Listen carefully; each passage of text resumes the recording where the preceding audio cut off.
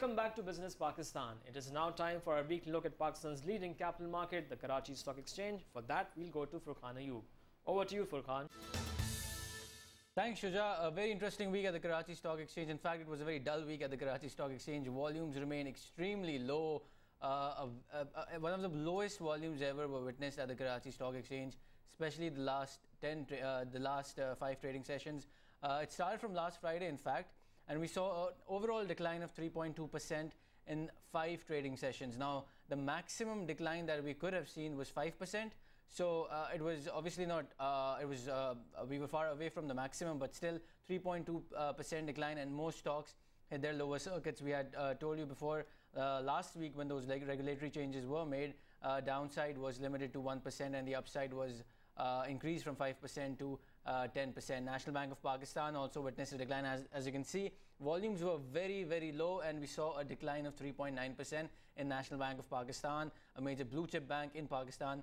An overall decrease of 5 rupees and 85 paisas. MCB, initially we saw some increase in the stock, and we had seen reasonable volumes, I mean, compared to some of the other blue chip companies. However, towards the end of the trading sessions, again, it was really hard for investors to exit because there were no buyers in the market, and we saw very, very few volumes in the market. And in the case of MCB, 4.9% decline was witnessed. So, as I said, the maximum decline a stock could have seen in a week's time was 5%. So it was pretty much close to its maximum downside. Bank of Punjab, I mean, it's almost like stairs. As you can see, the chart is very strange, and we've seen a decrease of 4.8% in Bank of Punjab as well. So banking stocks again remained under pressure, and volumes remained low. So as far as the cement sector is concerned, now DG Khan Cement had witnessed an increase last week once those regulatory changes were made. But again, very few volumes in DG Khan Cement. However, compared to some of the other blue chip companies, again, we saw a little more volumes, but the decline was 4.9%, and pretty much in all the trading sessions, the stock hit its lower lock. OGDC is another stock which witnessed a decline of 3.9%, despite the fact that oil prices continue to rise. The margins of these oil companies haven't increased that much. Exploration cost has been increasing at a reasonable pace. That's one of the reasons why the exploration sector has still witnessed, we are seeing pressure. Park oil fields also witnessed a decline of 4.7%, despite the fact that oil prices are at $145 a barrel. So overall, when it comes to the exploration sector, the sentiment also remained weak. Pakistan Petroleum also witnessed a decrease of 4.9%. And again, these are major blue chip companies in Pakistan, and we've hardly seen any volumes. Once these regulatory changes are made again, then I think it's going to be far more interesting. But this was one of the dull weeks of the exchange. And Fauji Fertilizer Company, the fertilizer company, witnessed a decline of 4.9%. So fundamentals have been pretty much thrown out of the window because of the liquidity issue. There's a lot of liquidity risk in the market. Funds are very cautious when it comes to entering at these levels, despite some of the stocks being at reasonably low multiples. Fauji Fertilizer Bin Qasim also is another company which witnessed a decline of 3.9%, a massive slide, as you can see on the chart. Refineries, National Refinery also witnessed a decline of 3.9%. So again, all the sectors pretty much remained in the negative zone, whether it was the fertilizers, cement, banks, Pakistan Refinery, another stock which witnessed a decline of 3.9%, and hardly any volumes were witnessed. So overall, very low volumes, an overall decrease of around 3.2% in the KSE 100 index, and the sentiment continues to remain weak. Shuja, it's back to you. Solar energy companies from Europe have shown a keen interest to initiate joint projects with the Pakistani companies to popularize clean power in the energy-deficient country. More details in this report from our correspondent Amir Sayal. Increase in oil prices has shifted globally the focus on renewable energy. Energy-deficient Pakistan wants to exploit the renewable energy resources to meet its domestic energy requirements. Recently, the Alternative Energy Development Board, with the assistance of German Technical Cooperation Agency (GTZ), held a matchmaking session between the leading solar energy companies from the European Union states and budding Pakistani companies in Islamabad. The objective was to introduce the modern technologies to the Pakistani businessmen to initiate joint ventures. Experts are of the opinion that Pakistan can meet substantial portions of its energy requirements through renewable energy sources in the short as well as in the long run. High upfront investment, but on the life cycle cost, it can now compete. In particular, if we consider how insecure and Pakistani energy security, how insecure the oil and gas markets are. Investors attending the session said that the solar energy investments were totally profitable ventures like other energy sector investments. Life of a solar system, it's over 25, 26 years. So if you can have your payback in 7 years, so you know at the long run, it's really a very profitable business. During the last few years, the local private sector has made valuable contribution to the promotion of micro-hydel generation, as many projects are successfully operating in many areas. A few wind power projects are also under implementation. Considering the present 10% per annum growth in energy requirements in Pakistan, the potential of solar energy in hot climate country is immense. Amir Syal, CNBC Pakistan, Islamabad. At present, Pakistan is facing power shortage of about 3,000 megawatt, and to overcome this serious issue, swift actions are needed. We spoke to Mr. Farat Ali on this issue, President and Chief Executive of ABB Private Limited.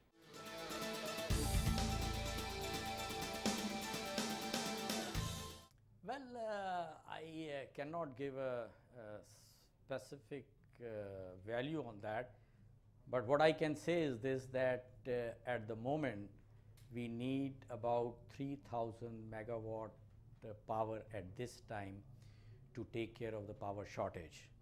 Now if you multiply it by, let us say, roughly $600 per megawatt, so you come to a figure of about nearly $2 billion.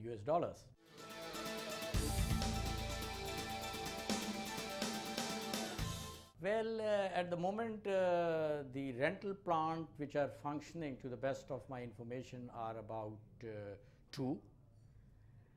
Another 5 are in the pipeline.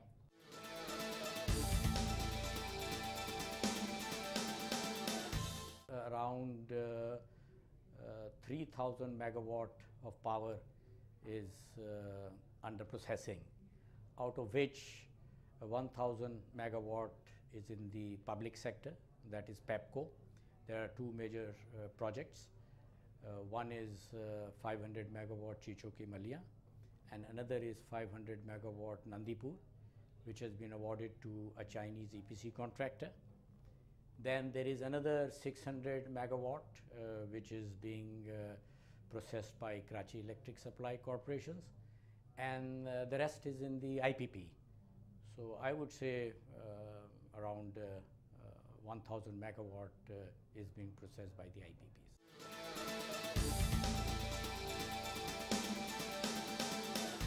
Well, I think in windmill we missed the boat like we did it previously in the next IPP phase. Was about 3 years back, there was a tremendous interest of international well-known global wind power player in Pakistan.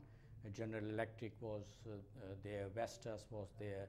They came, they saw the site, they showed tremendous interest, but unfortunately they got into the sort of rigmarole of the tariffs and then the agreements, and it took so much time that most of them vanished. Now the situation is this, that like other segment of power demands in the thermal and hydro, there is a tremendous demand for the wind power all over the world.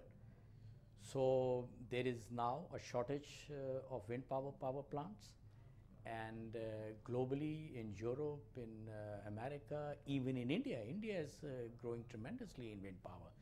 They have developed their own indigenous technology also. China is coming up very fast in the wind power. So I hope we are in Pakistan able to again invoke the interest of all these global players in wind power.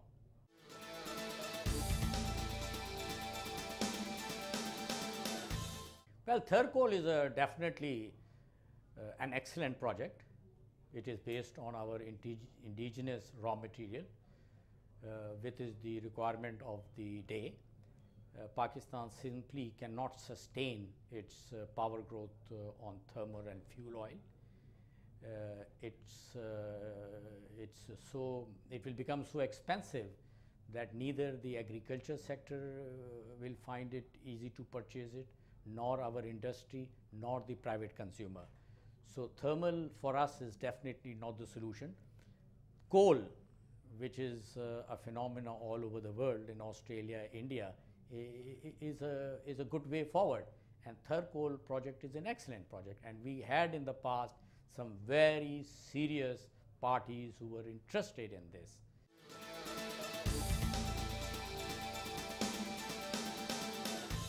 Well, I think, like I said, that thermal power based on fuel oil is not the way forward for us, for the simple reason it's very expensive and unaffordable by us, and it's going to get more and more expensive.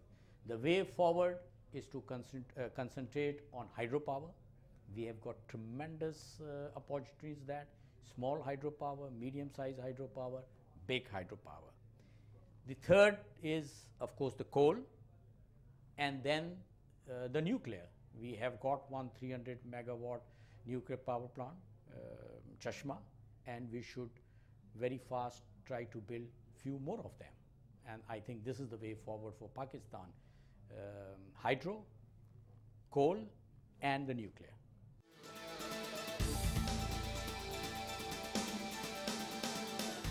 Well, no man can afford to pay the way we are going. I mean, say, in the last wave of the IPPs, it was on an average 6 cents, yeah. And that basically has been our figure on which we had been billing. Only recently the rate has been increased. But if we go with this phase of basing our power generation on thermal, I won't be surprised that in the next 1 year we come to a figure which is at least 2.5 times more.